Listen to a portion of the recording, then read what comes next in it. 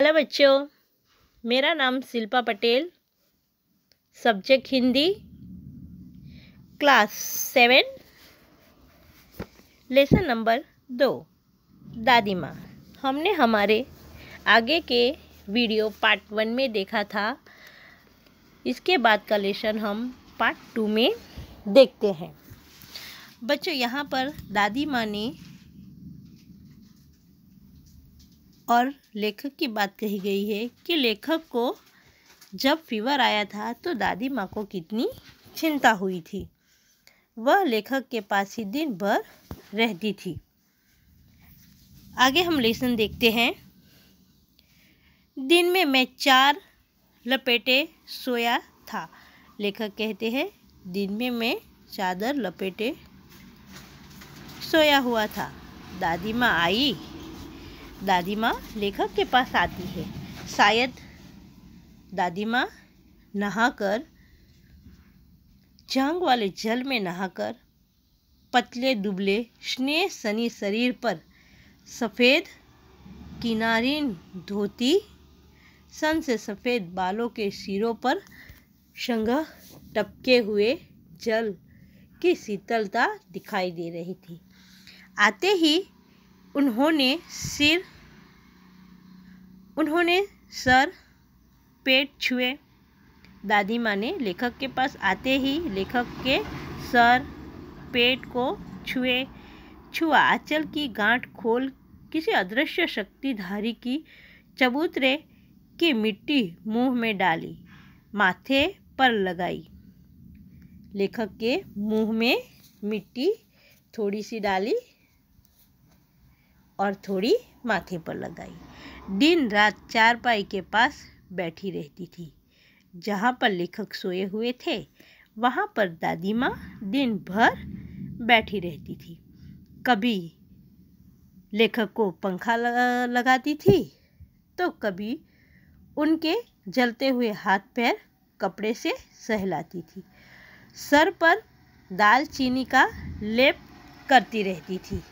20 बार लेखक को वह दादी माँ छूकर उनका जवर यानी कि फीवर, बुखार का अनुमान करती थी। बुखार उतरा कि नहीं उतरा वह दादी माँ चेक करते रहती थी। हांडी में पानी आया कि नहीं, उसे पीपल की छाल से छोका कि नहीं, खिचड़ी में मूंग की दाल एकदम मिल तो गई है, कोई बीमार के घर से सीधे बाहर से आकर तो नहीं चला गया, आदि लाखों प्रश्न घर वालों से पूछती रहती थी और घर वालों को परेशान करती थी।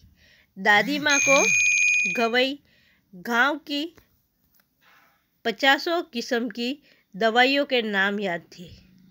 बहुत सारी दवाइयों के नाम दादी को याद थे। गांव में कोई बीमार होता उसके पास दादी माँ पहुँच जाती थी और वह भी वही काम करती थी। छूती थी, माथा छूती थी, पेट छूती थी, ऐसे वह करती थी। फिर भूत से लेकर मलेरिया, सरसाम, निमोनिया तक का अनुमान लगाती थी और विश्वास के साथ उनको कहती थी।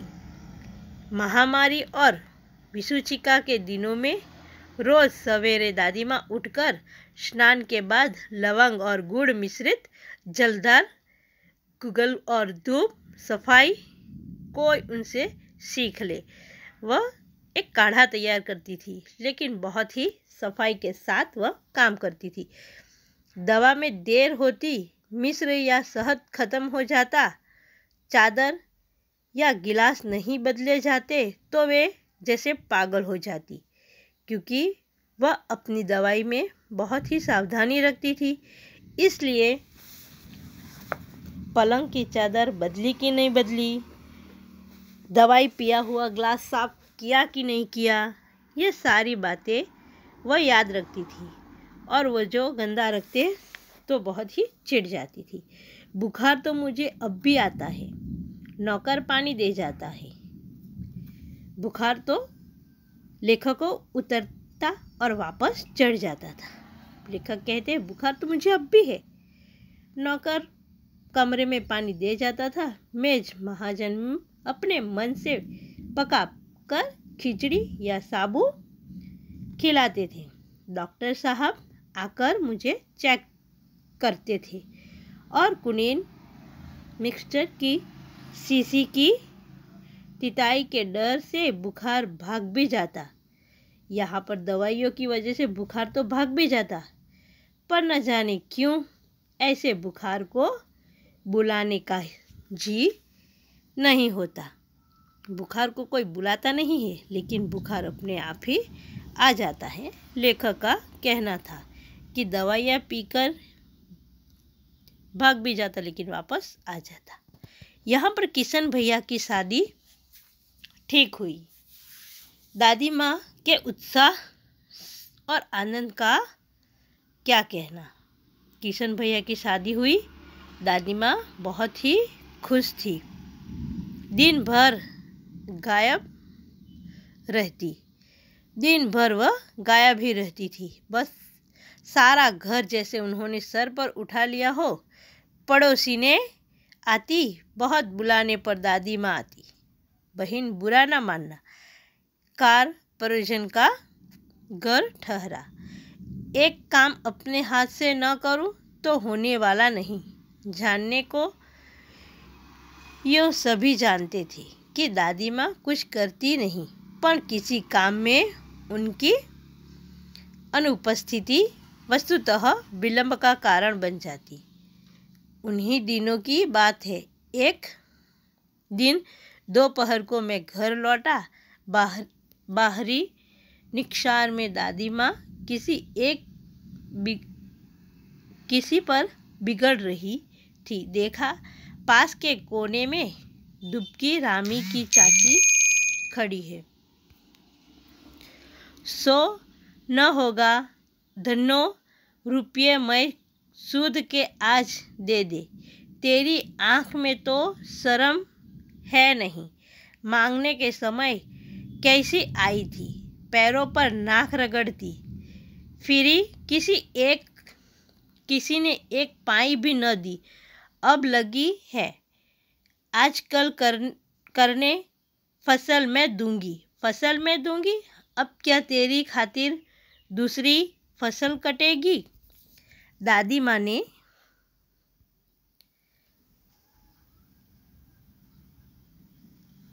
पैसे उधार दिए थे। अभी पैसे देने का समय आया तो रामी चाची उनसे माफ़ी मांग रही है कि अभी मैं नहीं दे सकती। तब दादी कहती है, जब मांगने के लिए आई थी तो तुझे कोई शर्म नहीं थी। अभी जब देने का समय आया तो आनाकानी कर रही है। क्या एक फसल काटी है दूसरी भी फसल काटेगी, तब मुझे पैसे देगी। इस करके दादी माँ उनको डांट रही थी। हमें चित्र में भी दिखाया गया है कि दादी माँ किस प्रकार उनको डांट रही है। दादी माँ किसी की शादी हो तो काम तो नहीं करती, कुछ भी काम नहीं करती, लेकिन सब पर ऑर्डर करती है और यही जताती है कि जैसे वही काम करती हो। उनके बिना तो कोई काम होता ही नहीं। तो बच्चों, हमारा लेसन यहाँ तक रहेगा। अगले वीडियो में पार्ट 3 में हम आगे का लेसन पढ़ेंगे। धन्यवाद।